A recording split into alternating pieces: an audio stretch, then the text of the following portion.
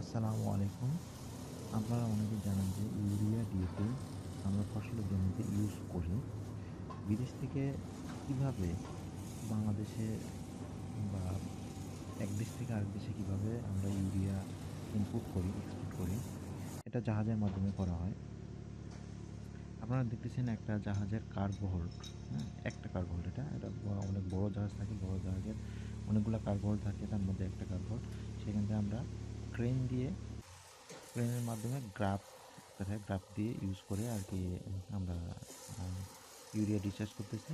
এখানে দেখেন একটা হপারে ঢালার পরে হপার থেকে একটা ইয়ার মাধ্যমে ওরা হচ্ছে ওজন যেটা ওয়েট স্কেল এটা অটোমেটিক আরকি ওই যে বস্তা দেওয়ার মাধ্যমে আ ৫০ কেজি করে ওয়েট থাকে এগুলা।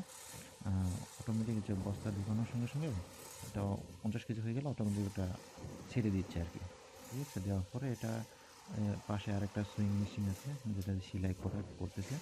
করে অটোমেটিক এগুলো আরকি বস্তা প্যাকিং হয়ে আ বিভিন্ন ডিলার বা কোম্পানির যে গুডাউনে চলে যাইতেছে এগুলা। এটা হচ্ছে একটা ফিলিপিনের একটা ভিডিও করেছি আমি ফিলিপিনে। এটা আমরা আ সারগুলা ইম্পোর্ট করছিলাম হচ্ছে আ ভিয়েতনাম থেকে ডিসচার্জ করতেছি ফিলিপিনে আরকি। তার একটা ভিডিও আরকি আপনাদের শেয়ার করলাম। Thank you. আমার জন্য দোয়া করবেন।